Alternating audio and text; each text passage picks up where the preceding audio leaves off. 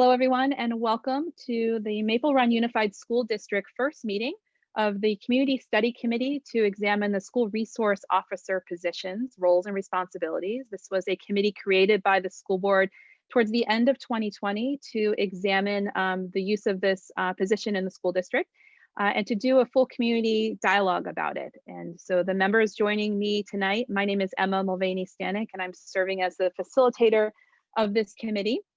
I'll say a little bit more about myself in a minute, but I'm joined by committee members from the community selected by the school board, again, towards the end of 2020. And we will go around and do introductions of the full committee soon. But know that these folks represent members of the greater St. Albans community. We have students with us, we have staff members, we have community members, all who have a real interest in working in collaboration and moving things forward to make a set of recommendations for the school board to consider about this.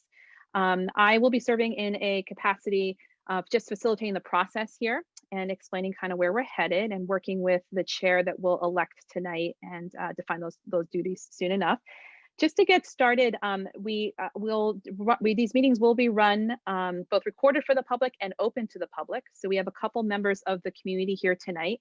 And I'm going to share in just a moment how we'll run public comment. But in order for us to run under the rules of public meetings, we are going to first call ourselves to order. So I call this meeting to order, and we're going to approve the agenda set for tonight. So I'm going to do two things here. I'm going to put into the chat box. This will look funky because chat in Zoom is not easily formatable. I'm making up words now, but not an easily formatted thing. So this is going to look a little funky. Those are rough time estimates. Don't hold me to those times certain. I will do my best to stick our landing at 6:30, but that's one version. And I'm going to screen share for the sake of the public and everyone at home. Actually, we're not live streaming, but if we were live streaming, so bear with me just for a second.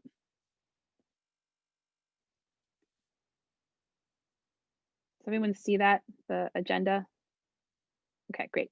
So obviously we don't need to look at the Zoom, but the agenda tonight will be a calling to order, approval of the agenda as presented by the committee. Then we'll hear from visitors and members of the public. We've allocated just under 15 minutes for this tonight.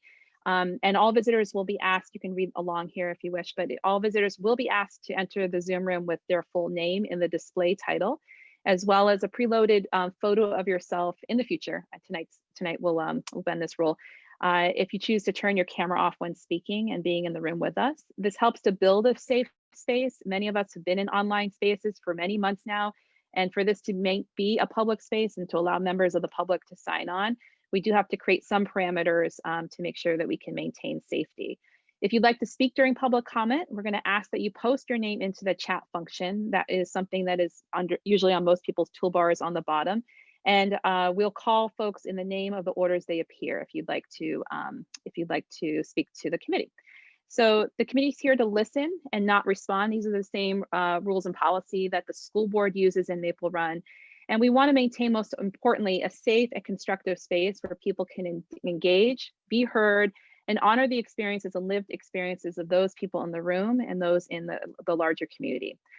We do reserve the right to remove people from the Zoom room if they cannot meet these expectations, because we will again prioritize the safety of the people in the room and stop harmful or disruptive behavior. This also will include shutting down the chat, muting participants, and/or if we really need to, and if it's absolutely necessary, removing people from the Zoom room. We'll talk later in the agenda tonight around other ways people can engage with the committee in between meetings. So there's multiple ways to engage, not just in these Zoom meetings. So I just went over that just so folks know what that means, but the remaining of the agenda for your consideration and approval would be opening and introductions, organization of our committee here, about the charge of the committee, election of the chair, etc. Then we'll do some really fun logistics, but it'll be important for us to kind of scope out our work together. How long is this thing going to take of your lives for the year of 2021? We'll close, and then, as I said, we'll adjourn at 6:30. So I'm going to stop share just for a second. Does anyone have any amendments or additions to that agenda or questions before I ask for approval? And to do so, you can raise your Zoom hand, or you can wave at me, make lots of motion, I'll see you, or you can even come off Zoom if you're a committee member. I mean, off mute, sorry. Don't go off Zoom, go off mute. Okay, seeing none, I know we're still getting to know each other, but I'm glad some people are smiling. I make corny jokes because I have a 5-year-old, as I warned some of you prior. So I'll look for a motion by someone to any committee member to approve the agenda as written and presented? You can raise your hand. You can give me, okay. So that's, let's see, Shannon made a motion to approve the agenda. Can I have a second? You can also just raise your hand. Sarah, I see Sarah seconded. So all in favor, please just raise your hand or your Zoom hand of the committee to approve the agenda. Excellent, thank you. The agenda passes. And now we will move on. And I just, for clarity purposes, only for this meeting will I be the one running the public comment because we haven't elected a chair yet. This will not be a normal thing. So again, if you are a member of the public, you're more than welcome. We're glad you're here tonight. If you would like to participate in the public comment period, you're going to have about 2 minutes to speak to the committee. And if you would like to speak, just go ahead and pop your name into the chat box, or you can also raise your Zoom hand if you're familiar with that in Zoom. And we do ask that everyone please write their full names out in the display name of your Zoom box. And if you're not familiar how to do that, you can come off camera and at least let us know that you just have a technical problem, because we just want to, again, keep a safe space. So I see there's one member from the public whose name is Kay. And so if you could please change your name just to let us know that you're a real human being in the community, that would be great. I'll just pause for a second to see. Oh, thanks, Kaylee. I appreciate that. And I say, if I see anyone's name incorrectly, please let me know, because I do try and that's important to me. Okay, so would any members of the public like to speak?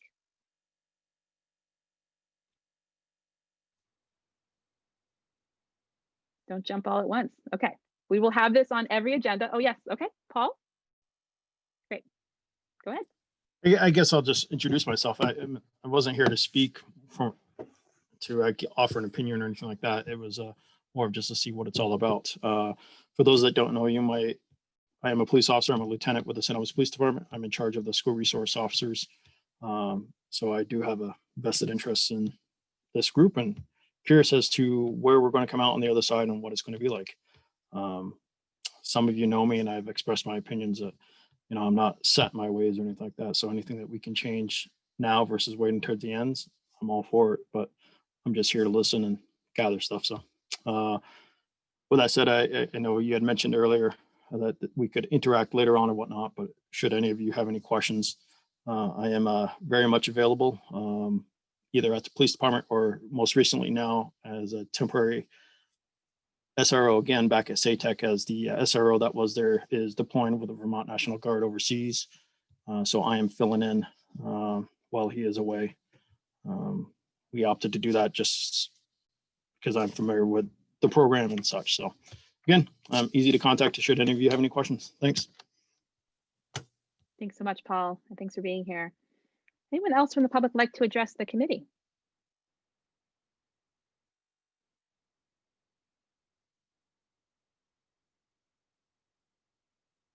Okay, I'm not seeing anyone else would like to address. You're more than welcome to stay for the duration of the meeting, but we'll move forward. Not seeing that. Every meeting will have a public comment period. And as I said, we'll get clear on other ways people can engage if this is not accessible to folks. All right, so moving on. Ready? Okay. So moving on. So the objectives of today's meeting, this is the first of what the board scoped for about 5 meetings worth of work. We don't know, though, if that is adequate, if that's more than enough, or that there might be needing more time. We as a group will determine that to make sure that we spend enough time to be thorough and for you all to really feel like you've had enough time to work towards recommendations that you feel comfortable making to the board. I'll get a little bit more into this in the scope of the work, but they would like this to be a work of body that's built on consensus. So sometimes that takes more time. But let's work for tonight with the idea that we're working in about 5 meetings worth of work together. So tonight we're going to review the charge of the meeting of the committee. Tonight's theme is really around organization, getting ourselves organized, questions unearthed, what logistics you need to get jumping into the work. And by the next meeting, we'll really get into the content. So we'll review the charge of the committee tonight. We'll establish some group agreements for the group of how they would like to be in space together. We'll clarify how you want to make decisions because there's a few different models out there. We'll elect the chair, we'll go over logistics, and then throughout the meeting, we'll begin to identify ways that you can effectively work together. It's easy for some people who've been in Zoom a lot. It's a lot harder if this is a new space. So it does take some patience and again, space to build relationships and trust that we're working in a collaborative way. Oh, we already lost someone. Maybe I was too boring already. Moving on. So the first thing I just want to mention about housekeeping for Zoom. This is the super boring stuff, so just bear with me for a minute. So most of you are familiar at this point with Zoom, but I will ask that folks continue to use their full names when we sign into meetings. That will often change unless you use Zoom frequently. I do encourage people to set up a Zoom account, because then every time you sign in, your name will be as you left it last, including that preloaded profile picture, which again is a great way to just know that you're really you and not a troll. And sometimes there are internet trolls who grab public meeting links. I've been in those meetings. They're awful. They can be pretty aggressive, and it takes a little time to kind of get the room back in order. So if you can model by coming into the room with your name and your profile picture preloaded, that's really helpful. We'll make that request to the community every time as well. The chat is for your use. It's over in the right-hand corner. If you haven't activated already, you can activate it in the lower bar.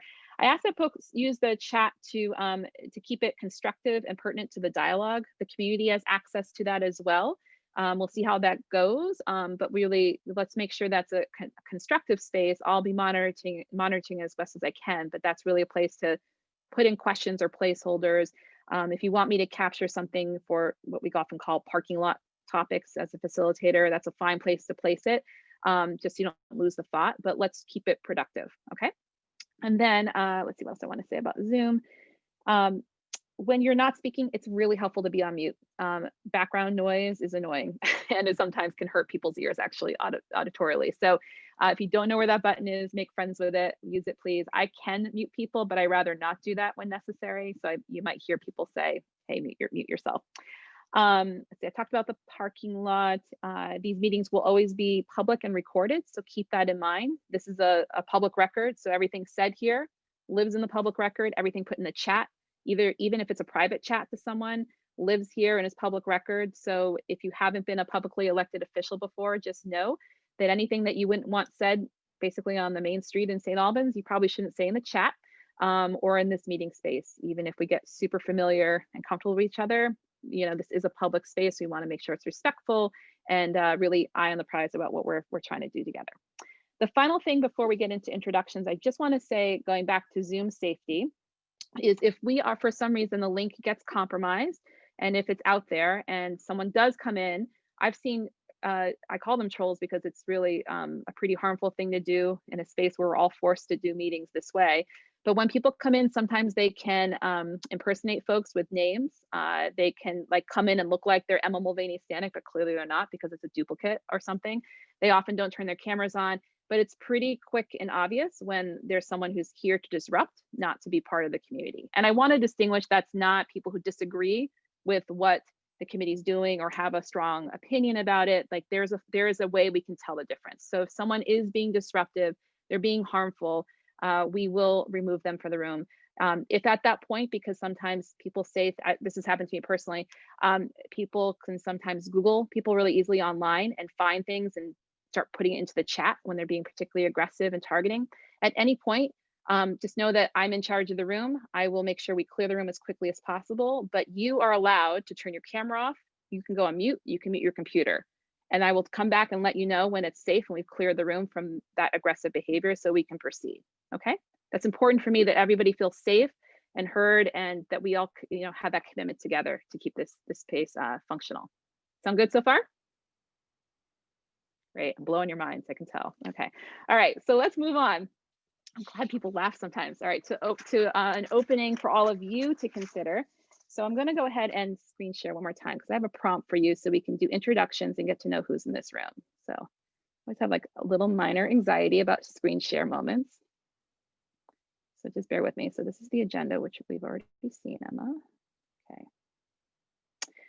Talking heads are sometimes really boring to look at. So I made a bit of just some slides. And if you're just joining us, welcome from the public. So I'm not going to go into how you can move your tiles if the pictures of people are still appearing, but you can always minimize things. We can talk about that at some point if you need to know how. So what I'd like to do, let's make sure I advance here. So that was our agenda. And then a little bit just again on visitors and public comment, which I verbally went over before. So our objectives, Zoom tech. All right, so everyone should hopefully see this purple screen. And what I'd like to do is have everyone on the committee go around, and members of the public, you're welcome to observe, but we're gonna just do this with committee members tonight. If you can introduce yourself, your name, the role that you're bringing to this committee, and in that you can use your job title if you're in the district, you can say you're a student, you can share whatever feels relevant to this conversation. It's totally challenge by choice. You can add in whatever you think is pertinent. And then to keep it nice and softball level, just to get started, I just want to love to invite everyone to just name something new and or good you've noticed about the school district in the last year. A lot has happened, and it's a lot of good work to keep our schools functioning. So I thought this would be a pretty easy prompt that everybody could feel like they can enter the room and speak to. So with that, who would like to go first? You can just wave at me, or you know what I'm going to do? Actually, I'm gonna. That's totally a bad facilitator move. Oops, that's also a bad facilitator move. I just want to see. I'm going to call on people by name, and then I'll call on the next person after you're done your introduction. Okay, we'll keep us a little more organized. All right. So Bob and I made good friends at 4:30 because we did a little Zoom sesh. So Bob, would you mind going first? So your name, your role, and then naming something good, new or good that you've noticed about the district. Sure, thank you. My name is Bob Gissel. I've lived in St. Albans since 1978. I'm here as a community member. I've had 3 kids go through the St. Albans town and BFA school system. First one graduated in 1997. My last one graduated 2007. So I've been involved with the school system for a while, through my kids. And something good that's really, I've heard that's really been, is that BFA, most of my contacts were there. BFA was actually more well prepared than a lot of other districts for the remote learning. And I've heard they did a very good job on that. Great, thanks, Bob. Alexis, let's go to you. Hi, everyone. I am the Student Support Director for Maple Run. This is my 2nd year, so I'm relatively new to the district, but I've lived in the community since 2007. So I've been here for quite a while. Something good, I would say what I've learned very quickly is there are a lot of excellent, very dedicated staff in this district that go above and beyond every day to support students and families. And I feel very fortunate to be able to work with those folks every day. Thanks, Alexis. Mike, let's go over to you. Hi, everyone. My name is Mike Hoflick. I lived here in the St. Albans area for about 6-7 years now. I was recommended to apply for this committee by a parent and the district, as I was originally supposed to be a member of the Town of St. Albans Police Advisory Committee, but they have not gotten that off the ground, so I'm not sure of the status of that yet. So they recommended me for this. I applied, and here I am. And as far as the school district goes, I'm just pleased to see that the school district is willing to look at the SRO issue and re-examine it and go from there. I don't have a dog in the fight, so willing to listen to both sides and go from there. Thanks, Mike. George. Hi there, I'm George Murphy. I've been teaching at SATEC for 8 years. I'm with the 5th grade, 6th grade, doing language and social studies. I came to teaching after 20+ years with the government, with the immigration service in town. So I'm a staff member here for Maple Run. And one thing that I think has been really positive during the whole COVID, et cetera, time is just really the flexibility that the students, in addition to the staff, have exhibited, and a lot of creativity and problem solving, and just willing to say, okay, let's do it this way now and see where that gets us. Thanks, George. Connor. Hello, my name is Connor Powell. I'm a student at BFA. One really positive thing I've noticed is really how our extracurriculars across the district have really adapted to the times we're in right now and really stayed stable and provided that sort of,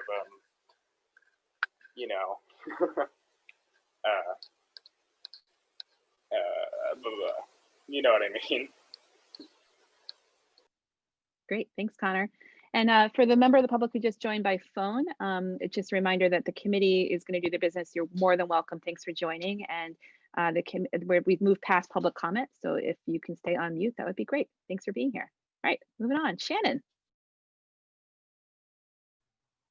Hello, everyone. My name is Shannon Trainer, and I am a parent of a SATEC second grader.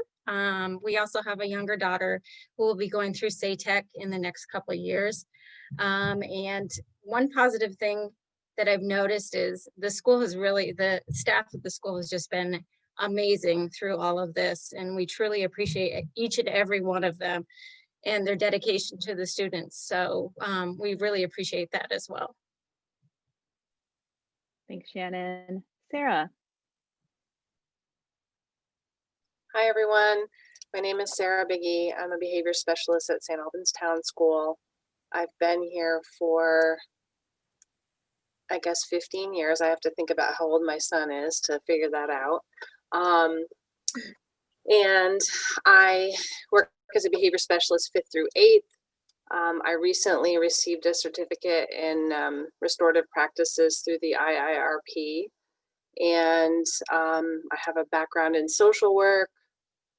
One positive thing that I think has come about from this year is just how we've geared up to support one another staff-wise. You know, we have people out and we have lots of absences and everyone's just pitching in, and that's been really supportive. Thanks, Sarah. And now let's go to Leah. Hi, my name's Liv Fitzgerald. I'm a freshman at BFA. This is my first year. I used to go to Georgia, but this year I really like how all the teachers are really supportive and really flexible, at least at BFA. And it seems like there's always a teacher for every problem, and there's never really anything that's too big or overwhelming right now. Thanks, Leah. Okay, Martin. Hi, I work with the technology department for the district. I'm the director of technology and innovation. My role, I also see, at least for this context, is that I'm a parent of 2 colored kids in elementary school. So this topic is very interesting and close to my heart. Yep, thanks. Thanks, Martin, and thanks for helping with the IT part. John. Hello, everyone. My name is John Nichols. I am here as a parent of 2 boys in St. Albans City School, a kindergartner and a second grader. I feel like a little bit of a parent here because I too am very proud and impressed with all the effort that the schools have gone through to make this year happen. So that's been pretty wonderful to see, and speaks volumes about our community. So yeah. Thanks, John. And last but not least, Kathy.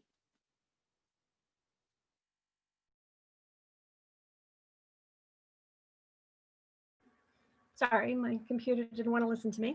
Hi, everyone. I'm Kathy Fuller. I am a parent of a BFA senior. So in a few short months, I will no longer be a parent of a BFA student. But you know, my main interest in being on the committee is to really explore how, you know, the impact, the positive outcomes that the SRO program has had, and what the data is on that, and you know, how we can make sure that it's a, you know, a positive experience for all students, not just students who are like mine. A positive thing that everything is new because we moved here. I meant to say that earlier. We moved here about 18 months ago from New Hampshire. So, and so halfway through my daughter's junior year, we were out on COVID, and then we're back now. So everything is a little Everything's been a little bit crazy since we moved, but the school has done a fantastic job. BFA has done a fantastic job. And I would I'd like to give a big shout out to the new principal, Brett Blanchard, for being really flexible and being really responsive to students, especially around extracurricular theater and music, you know, and making sure that there's accommodations for those students, because that's really, really an important part of their experience. And also to the guidance department for their leadership in a really difficult time with the college application process. Doing that with the remote learning hybrid system has been hugely challenging, especially for those of us who've never guided their children through that before. So just a lot of great support, and I appreciate that. Thanks, Kathy.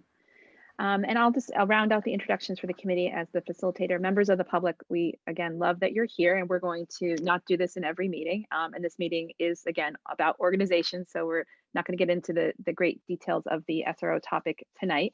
We're getting organized. But just for myself, I'm Emma Mulvaney-Stanek. I'm the facilitator for this committee to work with the committee to help move the process along. I live in Burlington, but I'm originally from Berry City, born and raised in Vermont. And I have done lots of public engagement. I used to be an organizer, a community organizer, and a labor organizer in the Vermont schools. So I've actually been in Maple Run all before, well, pre-merger of Act 46. I've been in most school districts throughout the course of my 12 to 15 or so year career. And I've also been an elected leader, so I know what it's like to sit in on the side of decision making and trying to have good process. I was on the Burlington City Council, and you know, there were some heated things that came up over the years. So process is important, meaningful community engagement's important, and really good decision making. The last quick thing I'll just mention, because it feels awkward not to if you Google me, which you're welcome to. I did recently run for and was elected to the state legislature, which I started 10 days ago. So I'm a state representative now, also from Burlington. And that's a wild new job to start in a pandemic. Hot tip. We can have coffee sometime and I can tell you more about that, but it's been wild. Does not pay a lot of money either, for that matter. All right. So with that, we are going to now move into, thank you all for introducing yourselves. I'm very excited to work with you. We're going to move into group agreements. And those in the education field, this will feel really familiar. For those who haven't spent time in the education field, this might feel a little awkward or new. We are going to spend about 10 minutes going over these, because the group agreements, I feel as a facilitator, are one of our most important tools to make sure that we have a space where we know what's expected of each other, that we can go back to and utilize when things might get sticky or tense. And sometimes topics are tense, and the SRO topic might bring up different viewpoints among the committee, with community members or whatnot. And so the group agreement piece is really an important piece for us to just take not a drive by, but a drive through to make sure folks know what they're agreeing to be in this space. Okay, so I'm going to screen share again. I'm going to get over my like minor anxiety around screen sharing, I think, by the end of this meeting, because I'm screen sharing a lot. All right, so. Oops, let me hold on a sec. Let me make that a little prettier for you so you can actually see it. All right, so with this, what I'm going to do, you have the committee members, and it was a public document as well. This is just a draft of group agreements that I use often with groups convening in the public who have topics that they are hoping to work through in a meaningful way. And so what I'm going to do is not read the detailed version, but I hope committee members took a moment to read those in more detail. I'm just going to go through them in sort of by title here and briefly describe what they are, and then pause and see if anyone has questions or points of clarity or edits, okay? Just to walk us through this. So the first three are speak your truth, work towards curiosity, and who speaks first. So speaking your truth is pretty straightforward, but we all walk through this world with different skin color, with different lived experiences, with identities that are both visible and invisible. And so we bring that to whatever deliberation we have. So I invite folks to share their own experiences and to make room for your truth to be spoken, because we'll only benefit when people are feeling honest and held in the space, and that'll make for a good process. The second, around working towards curiosity, It's very easy to say no and to maintain the status quo rather than being curious about different opinions. I actually attended a 2-hour training on implicit bias today that's required of the state legislature. And we all like our familiar zones. And so we're going to really encourage in this committee, and many of you in your applications for being on this committee spoke to being open-minded and really being curious about, you know, other alternatives out there, learning about how it's done now with the SRO program. So I invite you to keep bringing that curiosity in our discussions. Who speaks first? We live in a culture where there are people who are underrepresented and undervalued in our culture based on their identity. And so whenever possible, I ask this committee to make room for folks who have been historically underrepresented. So this is often young people. So our students in our group, these are folks of color. These are LGBTQ people. These are folks with both visible and hidden disabilities. So let us try to make that space. And also, frankly, if you're extroverted like me and a Leo on top of that, we just talk all the time. So even if you're just extroverted, maybe make some space for more introverted people to be able to participate in the space. How am I doing so far? Do those 3 make sense so far? You can give me like a little thumbs up, or I'm alive, Emma. Okay, good. Okay. All right. The next you get a little bit more into the meat. So make space and take space. So in the virtual function, I'm just going to encourage folks to use the raise hand function in Zoom to let me know when you want to speak so that we can, again, try to have a balance function here. And otherwise stay mute or use the chat box. And to also challenge yourself if you speak up a lot and that's easy for you, just to make some space for other folks to be here. The next one, oppression and unconscious bias exist. This is a reality and sometimes a hard one for folks. We've talked a little bit already about safe online space. I'm not going to reiterate that piece of it, but we're in a room, we live in a world where and we live in a country in particular where unconscious bias and oppression exist. It is there. It's in this room right now. And there will be moments where it will be very clear. And there may be moments where it's not clear to you based on who you are, your identity, and your lived experience. But just know that it's there. And we're going to do our best to challenge that here so that we can name how oppression impacts our everyday decisions and impacts this space. So I name it because, especially when talking about SRO, and for anybody who's done a brief read of articles or Googling of the topic, the SROs can start to touch on this implicit bias piece of policing, of even just educators and implicit bias. So it's going to come up. So don't be surprised. And we'll meet it and we'll work our way through it. And we'll do so with care and commitment to making sure that we are doing it so in community. Let's see, anything else on that? And the last thing I'll say on the unconscious bias piece is that there's a difference between intent and impact. So you might intend, because we're all good people, right? That your comment, you didn't mean anything by that comment, you didn't mean to offend anyone, etc. But it could land very differently for someone, both on the committee or even members of the community for that matter. So we'll explore that as we go when it comes up, but just know there is a difference between intent and impact. And I ask the folks who might have misstepped or not realized what had happened, that you take responsibility for repairing relationships, because it's Vermont and we want to build stronger communities that really are inclusive. And the final one I'll say before I pause, just again to check in with people, is where is that one? Why did these not line up? Anyway, honor the work and the people, stay present. So keep the video on whenever possible and stay present. I know it's a long day. It's easy to get on your phone and like zoom out. That's funny, but that was a free joke. To zoom out, to like check out is what I meant to say, right? So really try to stay present. We can end our meetings earlier if we can all just stay with it and be, kind of focus on our task at hand. Any questions about those 3?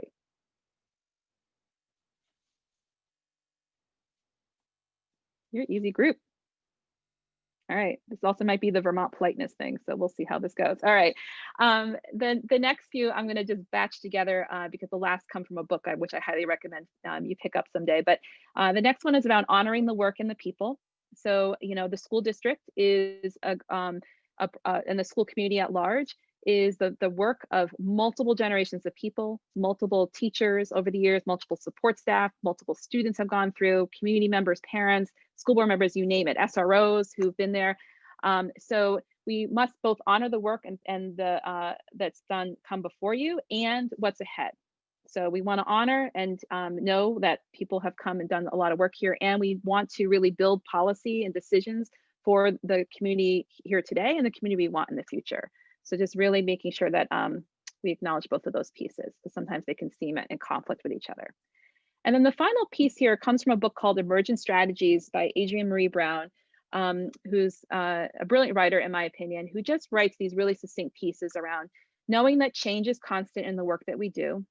There's always enough time. We often feel really urgent that we have to have the recommendations tomorrow. There's always enough time to have the right conversation. So in our agendas, if we realize, wow, we really got into a meaty conversation, we will make space for that. And we'll add another meeting as necessary. I've talked to Jeff Merle, the board chair. And he and the board have endorsed that if we need another meeting or two to do this well, we will do that. We should trust the people involved, both here on the call tonight, the members of the public that will engage throughout this process. Because when we trust the people and we move at the speed of trust, that builds out a process that people can feel really good about. We can disagree still at the end of the day, but if we're developing trust and relationships, that's going to help. And then finally, what you pay attention to grows. So let's make sure we focus on the right things, right? So if we spend most of our time talking about group agreements every damn meeting, we're not going to be paying attention to really what we're trying to foster and grow, right? So we'll find that along the way. There's a lot written about SROs out there. There's a lot of stuff. There's all sorts of resources. So part of our job will be to curate what we really want to focus on and pay that attention to. Okay. All right. Did you like my soapbox speech? Any questions, clarity, things that we're missing before? And what I'm going to ask is if people can give me a thumbs up in a minute. So if you do have a burning hey, that doesn't fly with me, I need to hear that now. We can always adapt these later on as we get going. But does anyone have any questions, points of clarity before we move on? This is when I strategically drink to allow you to jump in. All right, y'all. All right, we're going to keep moving. So if you can abide by those group agreements, can you give me a thumbs up, committee members? Okay, and I'll check in on those when each meeting if we need to. And please feel free if you find that we're going off the rails on something and something is not being abided by with these agreements, you can privately chat me. You can text me. You all have my phone number as well. Just let me know so I know as a facilitator. I try to maintain those, but I ask for your help. So if someone's dominating conversation and for some reason I'm not noticing, for example, just give me a nod or a chat nudge there. Okay, all right. So let's get organized. So we have a few matters of things to straighten out for how you want to operate. So the first is just to we are going to do a drive-by of this one, the charge of your committee. So the board has put out a document. There are 5 questions. This was put out in your, I'm going to keep wanting to say board packet, but committee packet, if you will, of materials. Just give me a nod. Did everyone see that document? It was less than half a page, had 5 questions in there. Okay. So that's the charge of the committee by the school board. And for the sake of the public, if you didn't see that, they're asking this committee to develop a well-supported fact-based set of recommendations regarding the SRO position. We're supposed to, you all are supposed to examine the role and in what ways it may accommodate and also, accommodate, including concerns of all parties involved, and work towards consensus if possible with this, with the recommendations. There's a series of questions that look at examining the actual roles and responsibilities of SROs now. What do you want them to be? And then how else could those roles and responsibilities be fulfilled within the district? And then a way that those can be fulfilled, like if there's an alternative model or something to be considered. So those kind of are the benchmarks of what we're looking for. Are there any points of clarity or questions you all have on that? At some point, I'm gonna make someone come off of mute just to make sure that, that's still working, but it was a pretty straightforward charge. So does anyone have any questions? All right, okay, moving right along. Okay, so, sorry. Oh yeah, I had a question. Martin, go for it. So Extra points, Martin, for jumping in. Okay. From those questions, it does sound like some of it will involve research. I presume you'll lead us through that. That's a great question. So my understanding, I'm here to support, but part of what they wanted you all to do was to really have a front row seat and to lead on research. So I will point resources your direction that I happen to know about. I'm also happy to make introductions if that's helpful to school districts that I might have had a prior relationship with. But for the most part, the board would really like this committee to do that work. If that changes, like you don't have the capacity or you would like I don't know, my eyes on it for whatever reason, we can come back to that. But the board really wanted the facilitator role to be helping with this meeting, helping these meetings kind of move you through the process, and less on, I'm not hired, for example, about my opinions on SROs, just to be super clear. So I'm here to really help. Does that help on that question? And Angela, I'm just going to put you on mute just to keep, and Angela, we had a public comment earlier, so if you have a question, feel free to put it in the chat and we'll try to roll it into the conversation so we're not too strict on the committee versus public, but I just want to keep us moving. So feel free to drop it in the chat. Okay, any other questions on the charge from the committee?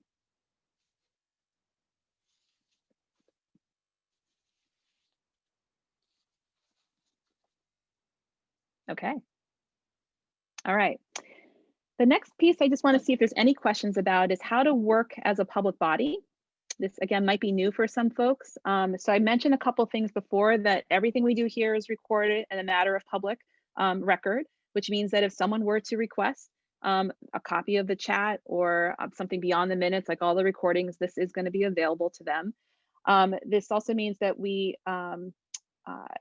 have to follow what the board is doing in terms of any certain spokesperson with the media. So if the media were to attend a meeting or reach out to any of you individually, you would only be talking as an individual, not on behalf of the committee. And so folks should be really clear about that.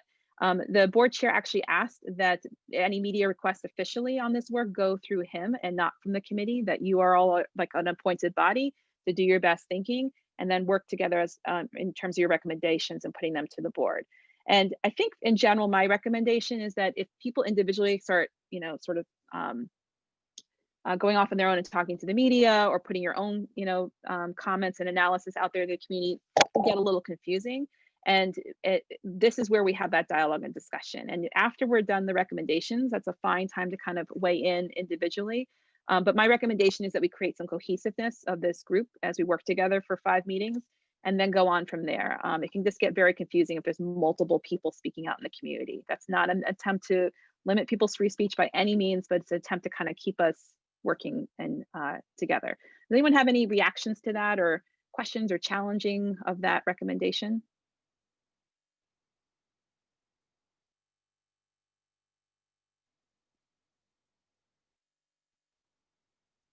Okay, and I'll get to the questions in just a second in the chat that from folks. I just want to finish the public piece of this. Public records and rules. The other piece I recommended, and I want you all to give me a thumbs up on this, rather than, so trying to figure out multiple ways for the community to engage with you, for those who do have ability to email, I've asked the district if they could set up a dedicated email address that people from the community could use that could then be, you would receive, but it would not be like a two-way street basically. And there's a couple of reasons why. So we've created a email at this point, which is srocommittee@maplerun. What's the end of your URL? .org? Is that the end of your emails? Okay, for now. And we just tentatively set it up because I want you all to endorse this or not, we can change it. And what that would be is there would be a public facing email. People of the community can email you between meetings. And that when it gets received, it will go all to your, I believe, and Lauren, correct me if you're wrong, if you know the back end of this, it would all go to the emails you provided for committee work, but that your actual personal emails would not be public. It would not be out there in the community for people to personally email you at emma@gmail.com or something. It seemed like a good way. We received one email already, but a good way to start kind of organizing communication so you all see it in real time, but also doesn't put your emails out there into the public. Martin, did I get that right? Is that how it functions? Do you happen to know? Just a thumbs up. Okay, great. Okay. On that email function, there is a possibility that we could make it two-way, meaning like you could respond and then it goes to the whole list and whatnot. My recommendation again is that you're collecting information. That's the charge of the committee. You want to be open to kind of, members of the community. But if we create these big long email chains, first of all, that's all subject to public record. And it can get really messy really quickly with back and forth and like who's representing the committee or not. And you're really on an information quest at this point to then deliberate on as we get towards the end of this process. So I recommend the email as it's proposed to you, where people can email you, you all see it. We can discuss what people send to you in these meetings, make that transparent. Those emails will be public record, but to make it like a big old Google group list, kind of a comparable version of that, I think could get pretty messy. So does anyone have any reactions or feedback on that piece? Shannon. I like how you have said that, you know, I kind of think that we need to keep this, not, we will, how do I want to say this? We will welcome everybody's, anything that they want to give us for information from the community, from parents, from everybody. But I agree. I think that it really muddies the water when somebody goes off and then they think that it's, even if they say, this is my opinion, they're going to look at it as it's the view of the committee.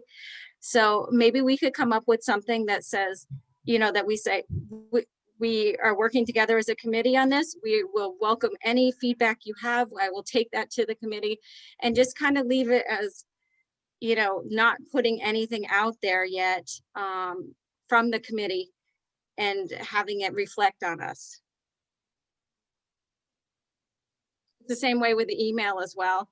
You know, I think getting into that, I've seen those email chains go back and forth and they can go sideways and, you know, not reflect what it should be. Thanks, Shannon. Does that resonate with folks? Other comments, Kathy? It sort of goes back to the charge of the committee, but it kind of, when you brought up, you know, comments from the public, it you know, it kind of ticks something in my brain here that as we go along, we have our charge from the committee, we have those questions. If as we go along and we gather research and we hear from the public that we find that there are questions that other questions that need to be asked. I know the purpose of the charge is so that we don't go way off scope and bite off this huge thing that we're not, you know, necessarily supposed to be, you know, we don't want scope shift. Is that what that's called? Scope shift, scope something, I forget what it's called. But how do we, I guess if we find that as we go through the process that maybe we're not, there are other questions we need to be asking or other things that we can't really move forward until we've, or maybe we need to change the questions that are being asked to some extent. How much leeway do we have to do that as we go through the process of discovery and getting more information? Mm-hmm. That's a great question, Kathy. And I think it touches at least on Angela's comment a little bit in the chat here around the flexibility, right, in the questions. If you get halfway into meeting number 3 and you realize, wow, we really should be exploring this topic or this angle that's not mentioned in the short list of 5, what do we do? And I would say, you know, best of intentions, right? The board put out this charge, the community's had a conversation up to this point. As you all dive deeper into this and you realize these areas, and you can, especially if there's general agreement, we have to really explore this new avenue. I would suggest that we communicate back to the board. And when we do get to the point of the chair, election of the chair, that chair is going to serve as a liaison. I'll support that person to the board. So hopefully keeping the board up to date as we're going along, not with, you know, all of the details in the process, but say that would be the opportunity in the place to say, hey, we realize we really need to have some flexibility because what did Angela say here around the appropriateness of having an SRO in the school district? That is not specifically the question on the list, but if that becomes clearer and clearer in a very public and transparent way, that question could go back to the board to say, you know, just to verify, yes, no, do you want us to explore that? I just want to emphasize at the end of this process, you all make recommendations, you are not the decision makers, that is the board. So ultimately the board's going to be the one to make any decision around status quo, tweaks, changes, much bigger changes such as ending the SRO program or whatever that might be. That is not your job per se. That's certainly not your decision. We don't have the authority to do that. You don't have the authority, but you do, I think it's perfectly reasonable to send back to the board to say, we really need to go down this path a little bit so that we can feel thorough about that. I'm just going to address Kate's question as well, wondering who drafted the charge of the consensus language and responding to concerns of all. This came from the board. I believe they adopted it in the October meeting, but don't quote me on that. It might have been November, so you can look back at that meeting. I'm sure it was recorded because everything is now, just to answer that for you, Kate. And it seems like there should be criteria about decisions that don't result in harming students. And that's another point of consideration for the committee in terms of that framing. And I think, you know, all of you are individuals of the committee, and if that resonates with you, that's the frame of reference you're going to bring to this work as we look at research and whatnot. And certainly I encourage members of the community to raise that in each of these meetings, if that's an important frame. Okay. Anything else on, we were on email, but I decided to also kind of open up that conversation around charge of the committee and clarity points. But anything else on the charge of the committee or the email, the use of that email and community engagement? Yes, Mike. Hi, yeah, the 5 questions, bullet 2, what are the roles and responsibilities that the SROs are performing now? That's Maple Run asking us to ask that question? As I understand it, and we can clarify, but as I understand it, that's to clarify how they're actually performing. Now, there's going to be some documents at the end of tonight's meeting. We're going to do a round robin to see on the top of your head now, what would you like to read first versus later, and like have me help you find in terms of background and documentation. My understanding as I interpret that is there's a technical MOU, or at least job description of SROs. I saw something early on when the board first reached out to me. And we know that in any job, this has nothing to do with being an SRO, the actual job of the day-to-day may not line up perfectly with every bullet on a job description. So it's sort of a 2-parter, I would imagine, is what is it are the roles and responsibilities of that position now on paper? And is there any other variation of that about what they're actually doing in real life? Okay. Is that helpful? Yep, thank you. Okay, all right. Anything else?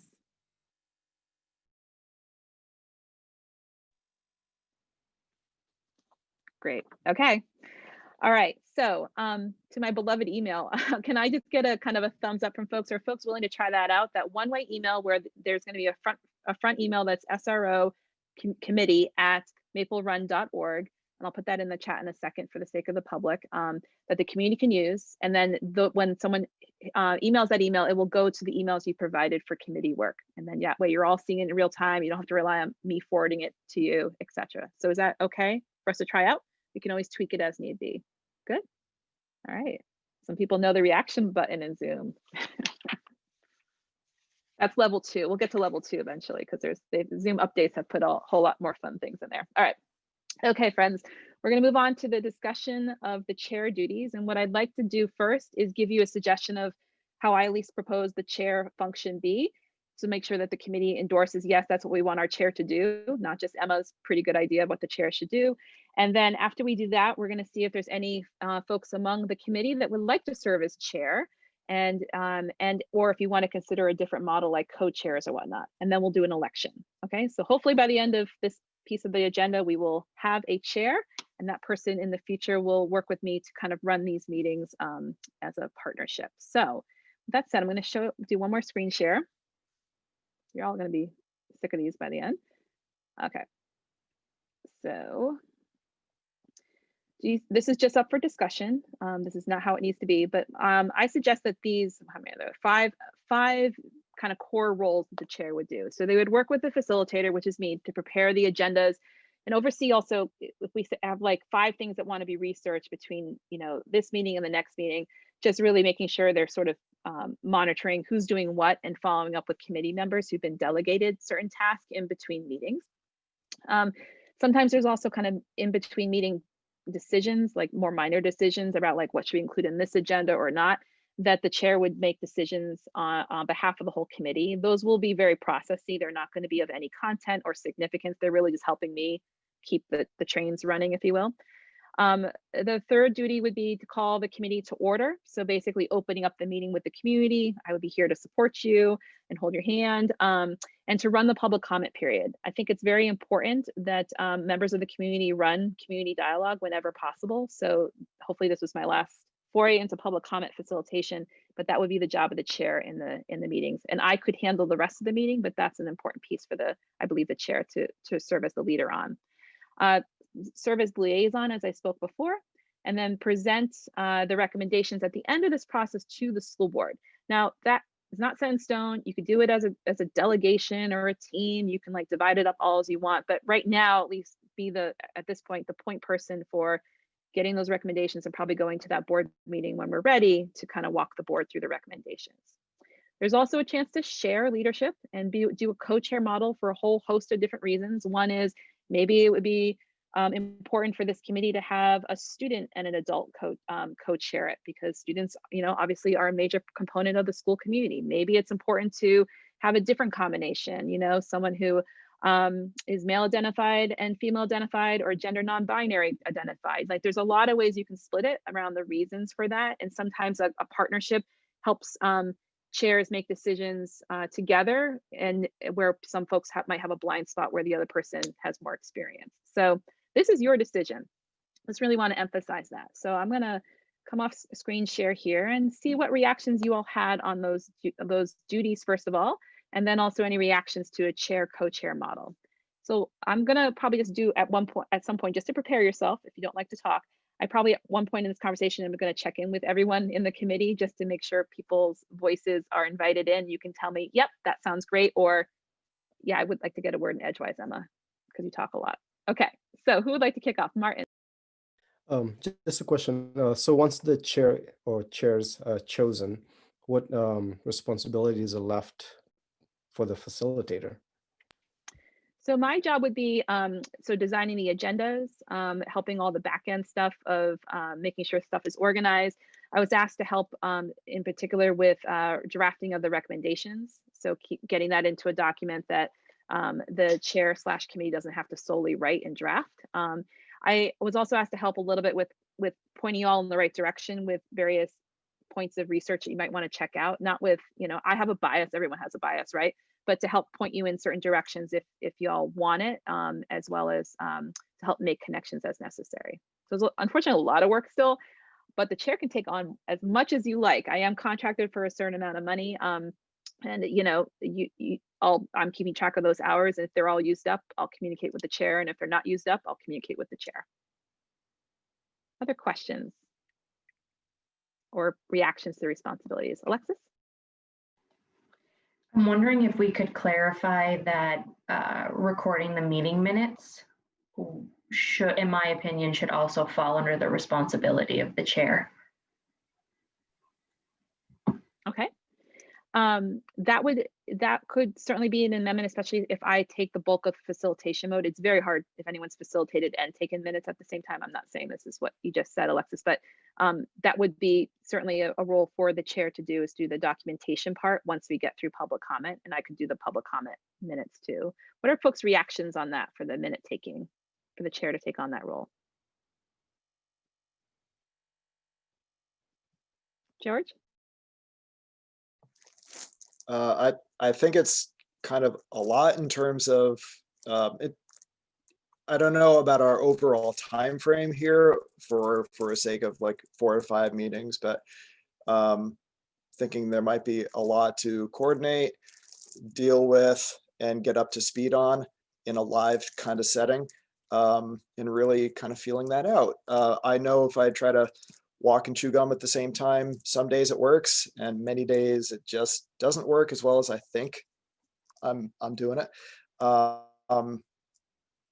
don't know that we'd want to consider then a separate recommendation of, hey, committee-wise, well, yes, somebody take the notes just because that's helpful. When we have meetings for different plans at school, those who have more of the ongoing speaking role are usually so thankful to say, hey, someone else, you're going to take the minutes, right, just to help out.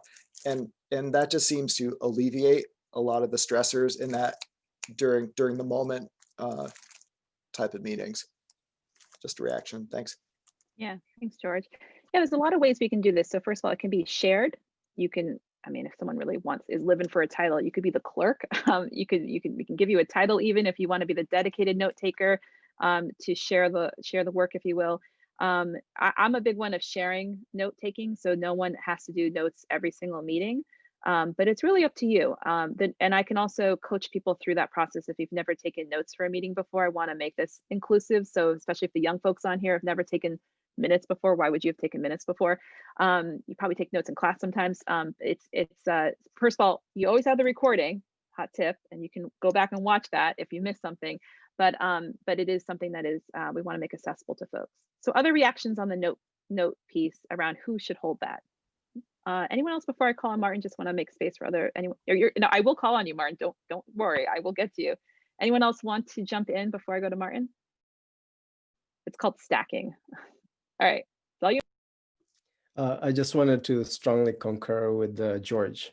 So yeah, if I have to be the one to press the record button or whatever, I'll do it, just so that whoever's the chair can focus on the meat of the issue. Okay. Any other comments on that? That's sounding so far like at least minutes be shared and ideally not held with the chair so far as where we're starting to lean. Okay. And I'll just ask for a quick show of hands, if we did a shared note-taking function, would people be willing to take notes? We have more people than we do meetings, probably roughly planned so far, but if asked, would everyone be willing to take one meeting of note-taking if it came to that? Yes? Okay, and again, we're gonna have examples out there. Okay, so it sounds like we have enough volunteers. Yep, Kathy? I just have a question. I serve as a chair of a nonprofit association, and we have kind of a dedicated person who always the secretary. She takes notes, and so we have a kind of an ongoing debate about what goes in the notes, whether it's every single statement that everybody makes versus just decisions and votes and high level, and so. I think that's kind of important to clarify if we're going to have different people kind of doing it at different times, kind of what the expectations are as to what is, what's recorded and what isn't in the minutes. Absolutely. So there's often things called process notes, which is all of the dirty details and almost down to kind of what each individual said. And then there's really the high level notes of major decisions, making sure all the agenda items are in there and any major concepts that get shared for the sake of, if you missed the meeting, that you knew generally what happened, what decisions were made, what content was explored in that meeting. So my recommendation is usually that ladder design where you're keeping major decisions and you're just getting concepts. That takes the pressure off too, that no one's being a stenographer, if you will. That's not what is usually helpful. And after this first meeting, I know Alexis is being very generous to take notes tonight. I can work with her and we can use that as like kind of the model template to make sure that people just know that this isn't your first example and you don't have to go beyond those basic fundamentals. Does anyone disagree? Does anyone really hoping for process minutes here so everyone gets quoted? Okay, not seeing that. Okay, so thank you for that clarification. So it's going to be high level note taking. We're going to rotate the minutes. It seems like we've made that decision. So I'm going to bring us back to the duties of the chair. So we had about 5 duties that I proposed to you. Are there any other either additions or amendments, edits to that list? And or does that seem like a good solid list for your chair?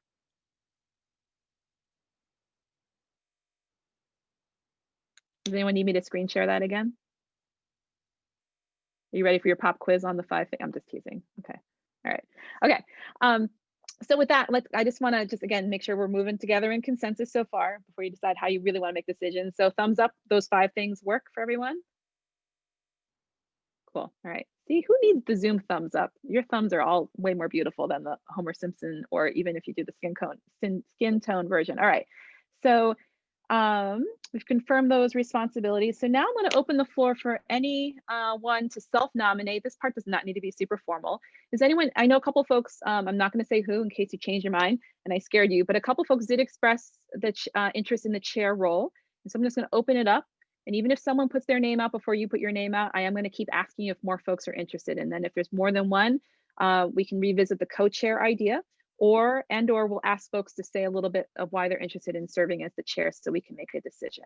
Okay, so everyone is welcome. I really want to emphasize that to the students. I want to emphasize that to folks who might be new to doing a public committee like this. Okay, so anyone interested in serving as chair?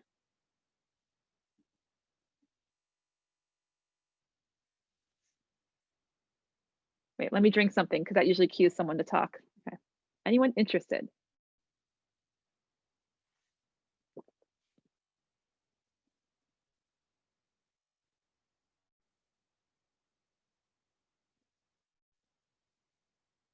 If we wait long enough, you're going to hear my 5-year-old and 1-year-old in the background. So they usually come storming in about this hour. Okay. So if we change the model to a co-chair model, would that make anyone more likely to put their name up? Co-chair would be like you share the duties. We work like in a trifecta, like a trio to get the work done and the agendas prepped.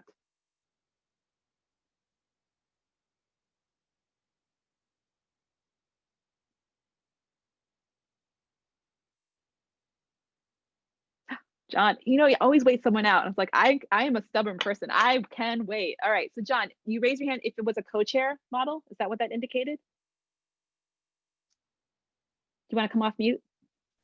Yep, I was trying to do the fancy spacebar thing and I was thwarted. I know it fails you in the critical moment. Yeah, no, a co-chair situation. That's I can get down with that. That's fine. Okay. Okay. Is anyone willing to be a team player and link arms with John here to co-chair?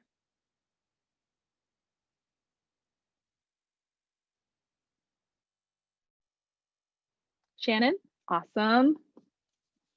See, my Jedi work is working.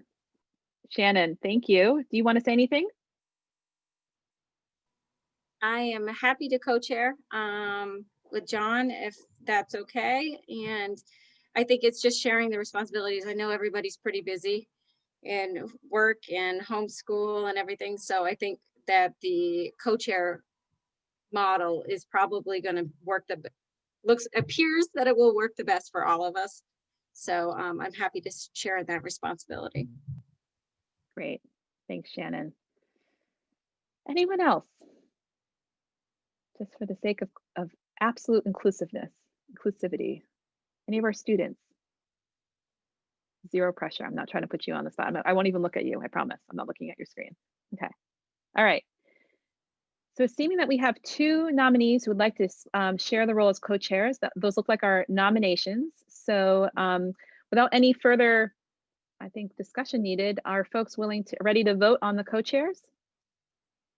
Okay, seeing so. So everyone give me a thumbs up that John and Shannon will be our co-chairs. We can move on. Awesome. Yay. All right, moving right along. Okay. The next thing before we jump into decision making, and I just want to also note, it looks like we're right on track to end at 6:30, maybe even, I don't want to, oh, Kathy and the reaction modes. Yes, yes. You know, it just makes it much more lively. I mean, come on, Zoom can be pretty deadly at times. So so it looks like we're gonna stick our landing to close by 6:30, if not a little bit earlier, but watch me, like, you know, jinx myself. So I just want to clarify everyone else's roles and responsibilities. It's not like y'all just show up at the meetings, smile and check the box. The individual committee members, what we're gonna hope you can all sign off on is that there's an expectation that you attend the meetings.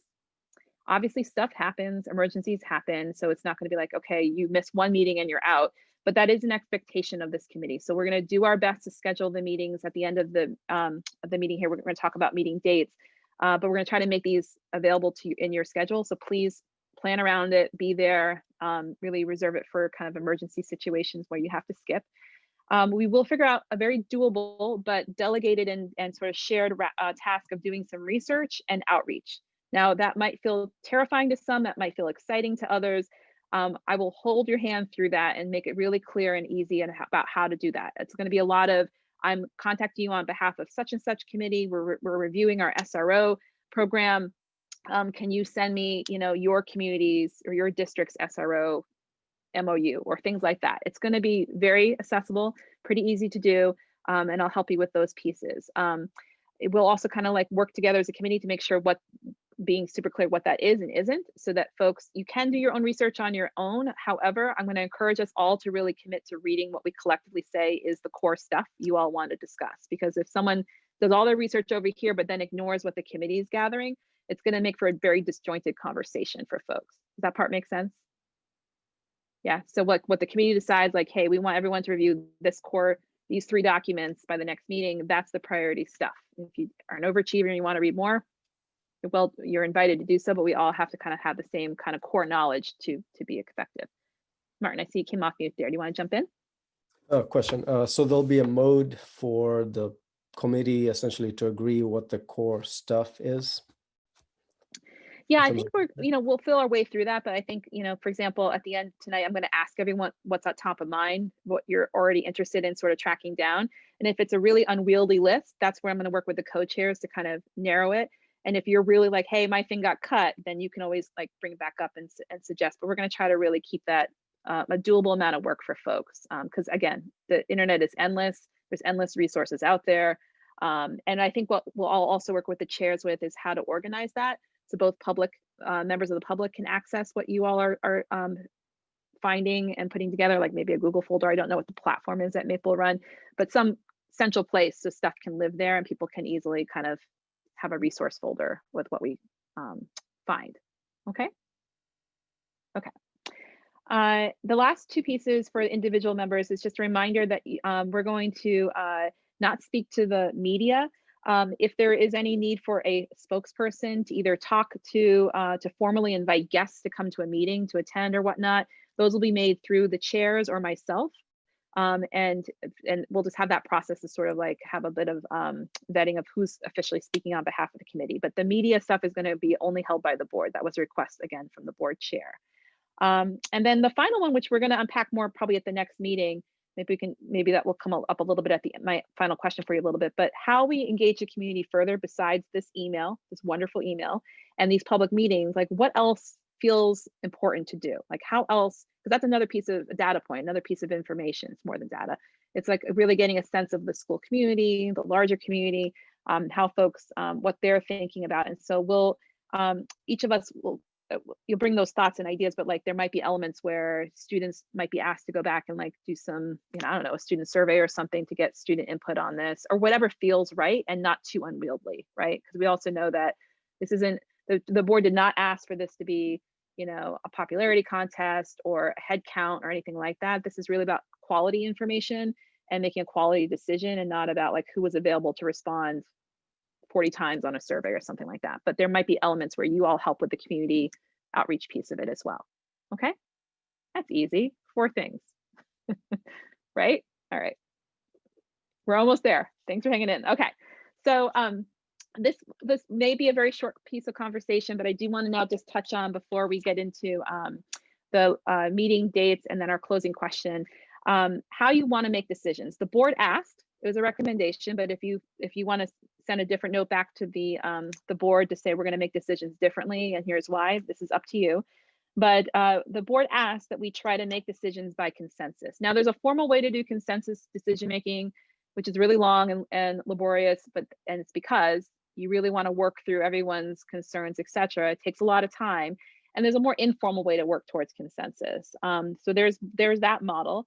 There is a second model that's basically majority rule. It's how most public bodies work, where you basically take a vote and the most people who vote for something, then that motion carries or that decision carries. So if there's 10 people and 6 out of the 10 vote for something, then that decision is made that way. It does make for minorities where the minority vote doesn't get reflected in that kind of outcome, but that is a second option. And then the third option, which you could use a hybrid of any of these, but a third option would be what some folks call the executive or expert decision-making process, where you sort of delegate out decisions to entities. So you might delegate stuff to the chair, you might delegate stuff to a subcommittee, and that would probably be for like smaller decisions. So for example, technically, maybe like formally organizing the agenda with me and making those decisions is technically an executive decision function, which you're going to give to the chairs to do, just so you all can like operate. If we were doing pure consensus, we all would meet and we would all decide how much time we would need on each agenda item. I'm exaggerating, but like, real consensus building in its most formal and pure sense is like everyone's involved and everyone has to sign off on things. And if anyone disagrees and wants to, oh God, what's the word? Help me out. I'm forgetting the word. If you are in the minority and we're working in consensus, and it's not obstruct, but you want to, anyone? Bueller? Anyone? Bueller? There's a word I'm not thinking of. Sorry, what is it, Martin? Filibuster? It's not filibuster. Those are all good words. It's not those words. I'll find it. I'll probably think about it at 6:31. Anyway, there's a word. You basically block consensus. It's block consensus because you feel so passionately that you're going to prevent the decision from being made because you want to keep the process going to keep deliberating. Okay. So knowing that this isn't supposed to be like a Zoom session on decision making per se, is there anything that folks are leaning towards, like an informal consensus model? Do you really want to go full blown on like formal consensus making?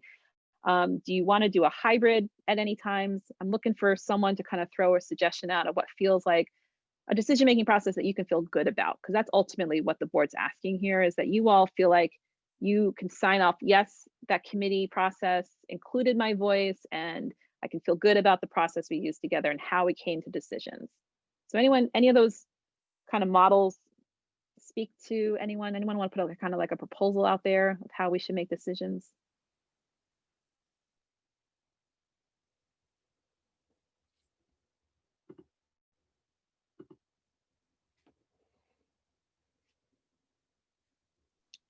Martin's my new friend because he's talking a lot and I appreciate it because sometimes it's hard being the facilitator. So Martin, go for it. What do you think? Sorry, I'm not sure how this is happening because I'm an introvert. No, well, you're Is there leaning a into way the group to- agreements, Martin. It's great. Is there a way to separate, so to agree on for the part that has to do with deciding what is defined as core research, for that to allow for full consensus, but post the moment when we define what is the research core, after that maybe a consensus that takes less time.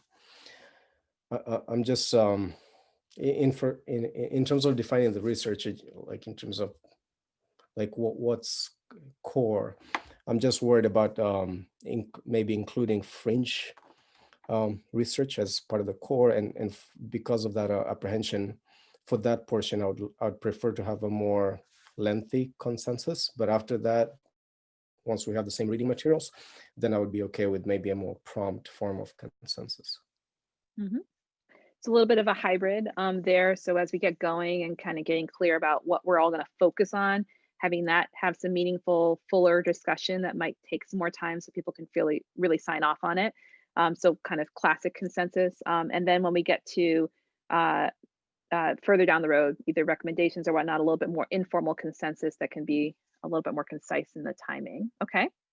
I see that Kathy put in another suggestion around similar kind of on a hybrid piece around informal consensus, but then maybe pairing it with executive for administrative decisions. So I assume, Kathy, that means like the agenda making, that kind of piece. Okay. So these concepts seem to not be in conflict at all yet so far. So that could be the proposal. Does anyone else have any additional suggestions on how that, or clarity on moving forward that way?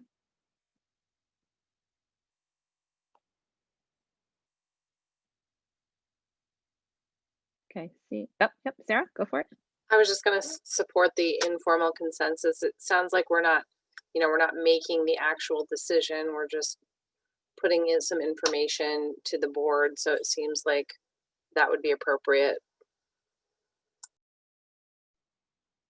Great, yes. If we were forming like a commune together, I was born from hippie parents, so forgive me here, but if we were having a commune, we were going to raise children together and like swap food or whatever else commune people do, like we would want some serious time invested, but this informal piece could probably work pretty well. And we can check in. I mean, nothing is set in stone. If we find like, wow, that didn't work at all, we can pause and figure out a new way to kind of function. Because again, the primary goal here is to make sure you feel good about this body of work that we're putting out together. Okay. So it's sounding like the proposal for decision making is that it's going to be a hybrid, that we'll spend some time leaning more into kind of classic consensus mode as we make the core research or the core focal points kind of clear. And then when we get into recommendation and deliberations, we'll lean more into informal consensus where we hopefully can all sign off, but it'll be informal where we're not going to, formally lean into block mode and whatnot. And that for agenda purposes, administrative functions, that people are okay with that being executive, where chairs are empowered to do what you need to do to set times and keep the trains running on time with me. Yes? So does that sound good? That's your last thumbs up, I promise. We're almost there. Okay, cool. All right. All right. So the two proposals I want to make to you around meeting schedules and timelines. So I mentioned that we have about 5 meetings to work with. This is number 1 of 5 so far. And we will, go back to the board if we find a meeting 4, wow, we have way more work to do, or we're pretty good. So it seems when I asked for those intake survey responses, and thanks for doing those, it seems like Thursdays, believe it or not, were pretty okay for everyone who responded from what I could tell. So Thursdays are not a no-fly day for anyone in particular. And I was also thinking that it would be useful, and people generally said this time frame, the 4:30 to 6 time slot, would work for most people, and not for everybody, but like most people said, this is like the desired time. I know that's not going to meet everyone's needs, but that seemed like the the core time. The other proposal, so Thursdays, 4:30 to 6, and then I would suggest that we have a schedule that's either meeting every 2 weeks or every 3 weeks. I'm leaning more towards 3 weeks because you're going to have some reading and research time, and I don't want people to feel overwhelmed who are already busy and, you know, Zooming all day or working and then, you know, doing the whole parent thing or whatever else you're doing in your lives. It seems like to do this well and to have time for people to think, for us to find the documents, get it out to everyone and give people adequate reading time. It seems like a 3-week schedule is probably better in between meetings, but that is what I wanted to just put out to you as a proposal. So meeting every 3 weeks on Thursdays, 4:30 to 6. And if that works, the beauty of that would just mean like we could plan out the calendar and you would know when this meeting is meeting and without doing doodles and all of that. What are reactions? That's totally in pencil. So what are reactions from folks?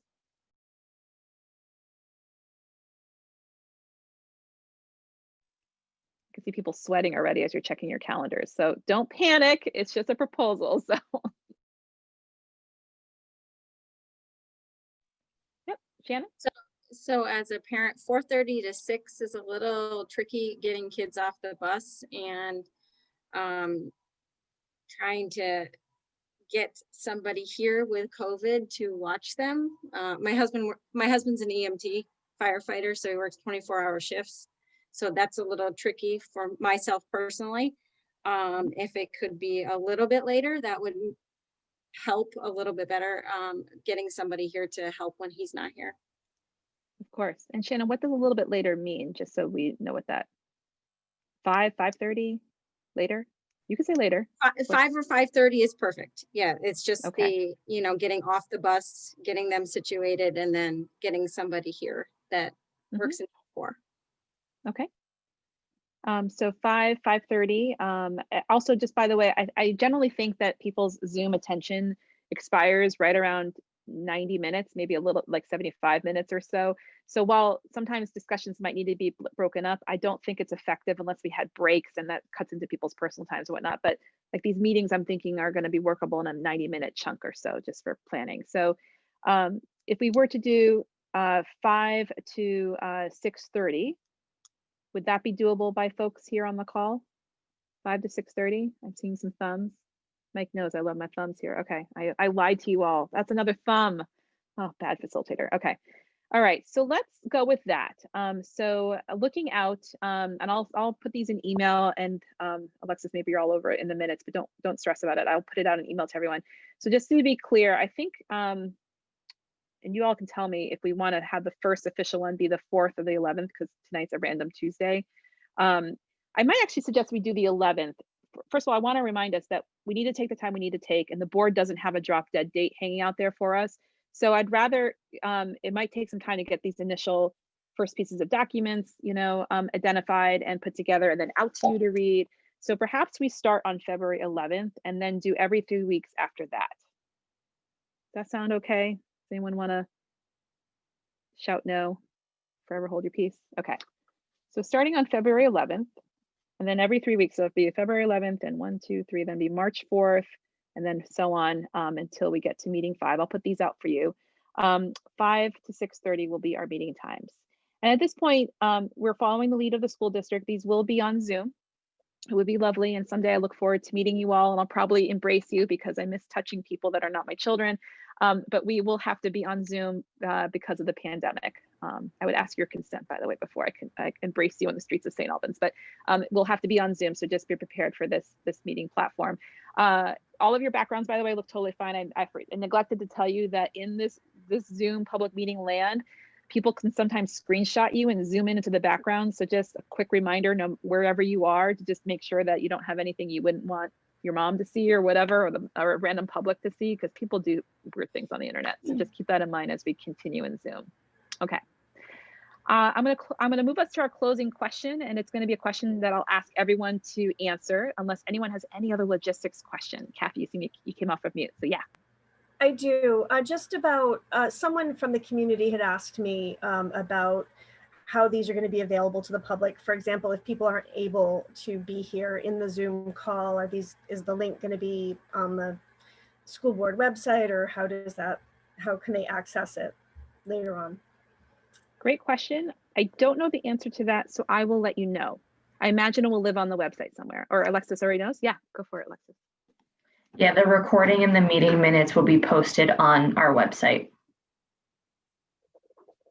Great, and I'll try to find that link and also just put it in there directly so people don't have to go hunting on the district website. And that certainly is, at least unless someone says otherwise, that is certainly something to share with the community. That is not holding an opinion or speaking on behalf of the committee. If you're sharing the date on Front Porch Forum of the next meeting and you're making sure people have the Zoom and you're pushing out the agenda or you're pushing out the recording, that's in my mind, your community engagement role. It would be different if you say, wow, none of you will say this hopefully. Wow, that facilitator is really lousy and you want to come see, I don't know, whatever. I don't know, just making some sort of value statement or commentary on it. That would be stepping over the line that we've sort of established tonight around the role of the committee at this point. Okay. Okay. All right, all. Final question to round us out, and this is by design so that the co-chairs and I can start to map out what you all are looking for. And if your question is like, I just really don't know, that's perfectly legit and fine. Like you don't have to have something in your mind. But I'll ask everyone to close out with, actually I have two questions, sorry, I lied. One thing that you're interested in learning about in this process, that could be anything. One thing that you're interested in learning about in this process. And the second is, do you have any ideas of a tangible piece of information that you already know that you'd like to read or review as part of our committee work? That could be as simple as the SRO MOU or history timeline on the SRO piece, or whatever it might be. Or you can say, I have no idea about the information piece. I could just answer the first question. Okay, so first question, what's something that you're interested in learning about in this process? Second one is, is there a tangible piece of information or two or three that you can already name that, yeah, I would like the committee to start looking into sooner rather than later? Okay. All right, so I'm going to go. Kathy, do you mind going first? I think I had written something down a little bit earlier, actually, when I was thinking about data and things like that. I think that, I guess I might reverse the answers, just the information. I've had people sending me things that's more reflective of, or I've seen things posted online that are more reflective, I guess, of more national and statewide data in terms of SRO programs. And so that is probably I can't think of anything specific. There's a bunch of things that were sent to me that I think could be helpful.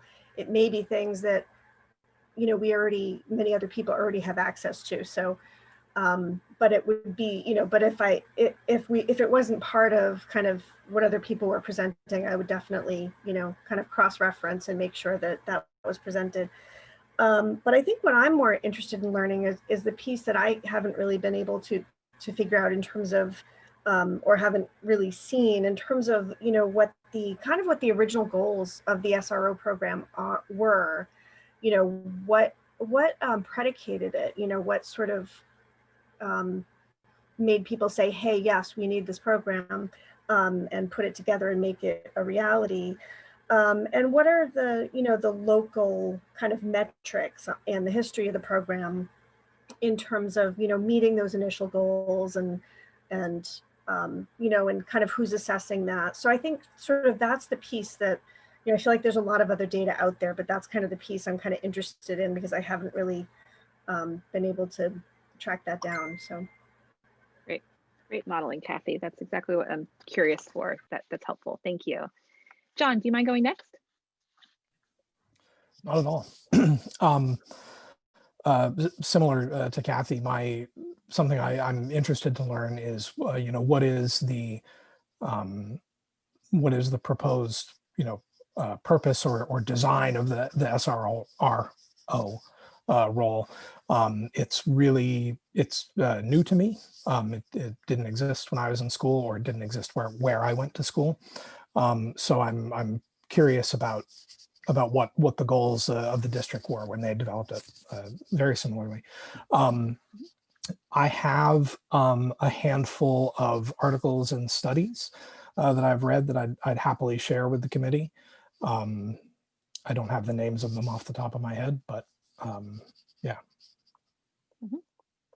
One thing that I'm going to flag that I'll talk with the chairs about is what to do, at least come with you with a recommendation, because many of you might have been sent stuff since you've been appointed to this committee, right? By friends or new friends or just members of the community.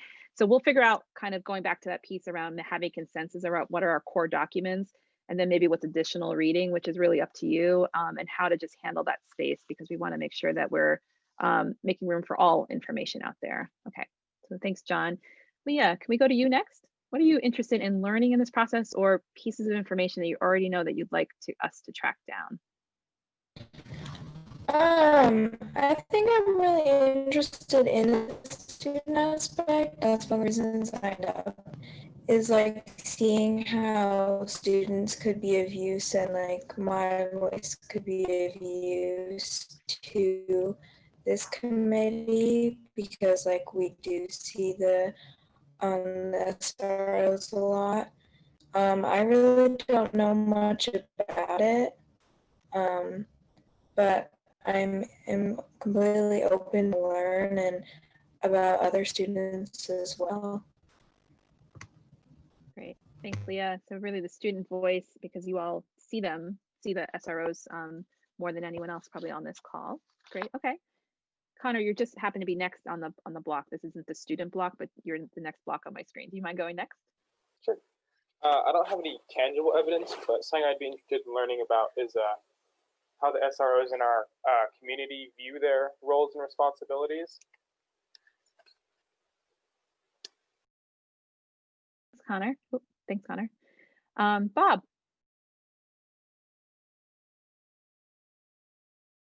Hi.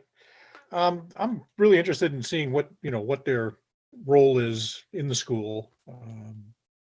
I kind of have a little bit of a background in it. I was a DARE officer for 10 years in Fairfield and 5 in Swanton. I have over 40 years in law enforcement, and that was part of my duties, was to go into the school and do some teaching. And I'd also like to see how it fits in locally. As mentioned earlier, there's national studies out there, but they might not be germane to what we're doing here. And I'd really like to see, solid information, not anecdotal information, especially from somewhere else. Got it. Thanks, Bob. Shannon. I would like to see, I grew up in Vermont, so I would like, and there were, at that time, there were no SROs in our schools. So I'd like to see what other committee members have said, which is, where this started, where it is now, how it's evolved, and also see how the community has reacted to that evolving as well, or that evolution, and how I think other committee members had said this as well, like how it fits into Vermont and what other schools in Vermont are doing. I think Vermont's a little bit more unique. We kind of march to the beat of our own drum, and we like to, we take care of each other. So I think that is looking how Vermont does everything. I know there is some national stuff out there as well. I haven't read a lot on it, I'll be honest on that. But that's part of the reason why I wanted to be on the committee, to be able to look at the SRO's role. Great, thanks, Shannon. Sarah. I'm interested in reading the MOU. I have not seen that. I'm also interested in hearing, I know how the SRO operates at SATEC, but I'm interested in hearing more about what other programs or educational pieces that they're providing in the other schools. We had an SRO that was trained in LEAD, and she was working on that last year here. I'm interested in finding a little bit more out about that program. And just, we're on the ground in the ditches, if you will, working with a lot of community-based concerns that students have here at SATEC. The online aspect has brought in tons of things to the school, and the state has required us to do more about that as a school. So I'm interested in sort of hearing what other ways, other supports that the school can have in regards to that, because that's taken up a lot of time. Like it could be a full-time position in terms of just online cyberbullying, harassment, all of those topics that the school is now carrying a bigger role to handle. So I'm interested in finding more out about that as well. Great, thanks, Sarah. Okay, I mean, not great about cyberbullying, just to be clear. Okay, Alexis? I think I would be interested in just making sure that we're using, I think similar to what Bob was trying to say, but data and other evidence-based strategies to make an informed decision and recommendation to the board, and really committing to not basing our recommendation on anecdotal data that may or may not be based on misunderstanding and misinformation, as well as centering our conversations on what is relevant to our community and our state. And I think a tangible piece of evidence is looking at the Maple Run data that we do have around SRO involved incidents throughout the years. Okay, thanks, Alexis. Mike? Okay, so you're going to regret asking me this question because I have like a list of 12 questions. So You want to give the highlights, because I can pick a couple full disclosure, for you. And, okay, just because you're standing between us and no, I'm just teasing, no pressure, but just and then you can also email the committee too. So that's okay. Something Yeah. to keep in mind for those questions. Yeah, go for it. I too want the MOU. I kind of like to see what the agreement was, but I too want the statistics on, what type of arrests are made, how many arrests, what were the incidents, were there charges brought from these arrests? Does the SROs have a specific SOP, standard operating procedure, that they follow separate from their normal patrol duties? What do they do all day? Just to name a few. I have like a list of 12. I won't get into all those, but I can send those to everybody later. Great, Mike, I didn't mean to interrupt either. Is there any other things that hit other themes on that list that you want to put into the space? Is there a specific training that the SROs receive? I know other places throughout the country, they do have training. They have certification processes they go through every year. I'm wondering if ours has the same thing. Great, thanks, Mike. And definitely share that list as needed. Okay, 2 left, George and Martin. So George, you want to go first, and then Martin will wrap us up. Sure, thank you. I think as far as tangibles, the only thing, it's not really tangible in that true sense. It's more anecdotal, which I see coming up in some of the comments and stuff. But my classroom experiences with SROs at SATEC, the hallway experiences, and what I know has been done to support students. I mean, that's legitimate, at least from the perspective through which I've seen it. So that would be my tangible, so to speak. The point of curiosity, or something I'd hope to learn, many of you have kind of touched on, but basically, where is the MOU versus the other duties as assigned portion, or other duties that just sort of happen in the furtherance of the SRO role in the hallways and classes? The only other thing I'd add to that off the top of my head is, what is the nature of the role? What does this look like as we consider maybe a K-12 or a city town K-8 versus maybe a more country K-8, so to speak, with Fairfield? And then what's that look like? Is it any different in meaningful ways with an older teenage population? And just kind of being open to any discoveries that come out from that. Great, thanks, George. And Martin. I think I'd be very interested if at some point, some of all this data that we go through will result in some inkling as to what the net outcome is for the students in question. Is it a net positive? Hopefully it is, one way or the other. Hopefully we can get enough data to get some kind of insight on that question.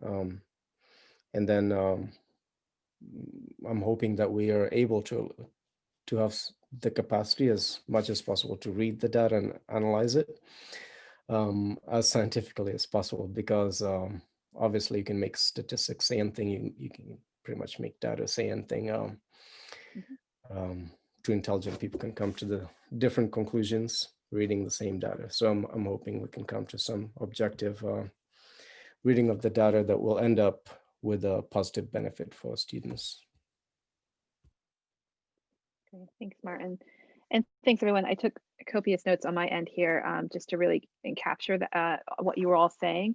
And knowing that information does come in all shapes and sizes, there's a lot of things that are both limited. A lot of us, have taught to be logical around data, and Vermont collects certain data and it doesn't frankly collect other data. And as to Martin's last point there, we can make data tell us whatever we want to, really. Anyone who takes a statistics course can tell you that. So the charge of this committee will to be really laser focused on having complete discussions around what the information we can collect tells us, where else do we need to ask more questions, where there might be gaps of what we can find, and really coming back again to something that you feel really good about that represents good outcomes, right? I think no one here will argue good outcomes for the students in the community of Greater St. Albans. That is what we're here for. That's where we're headed.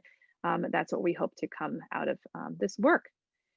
So any final thoughts before I release you all? And I told you I was gonna jinx myself, and I did. So thank you I wanted to make sure everyone's voice was in there for that last bit. So thanks for hanging in there for an extra 12 minutes. But any final questions, words? I'll stay on for a couple minutes.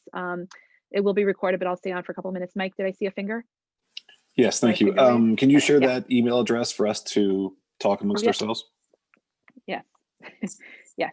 So I'm going to make sure that I type this carefully. So SRO committee@mapleland.org. Tell me if I misspelled anything there, but I try to keep it super simple so it's memorable. I don't know if the back end is set up yet because we just emailed about that today, setting it up, but within the next probably 24, 48 hours, that should be functional. And again, it's going to go to the email you provided me, but your personal email is not out there on some page somewhere where people can find you and email you that stuff. So in theory, and I might do a test, every email that gets sent to that will be forwarded on to each one of you. And if that doesn't happen, I'll keep an eye on that and let you know. Okay, any other final things? Well, it's a pleasure to meet you all. I'm excited to see faces with names now. I am here for you. So you have my email, you have my phone number and cell phone number. I'm more than happy to have conversations. I am going to be transparent though, so we're not going to have sidebars at all. But if you have process questions and whatnot, definitely be in touch. I'm here to support you all on this. And yeah, just really help you through this process so you can be proud of what you all do together. Okay. And I'll let anyone who needs to sign off, and I'll hang on for a few more minutes in case anyone has any other questions. Thanks so much.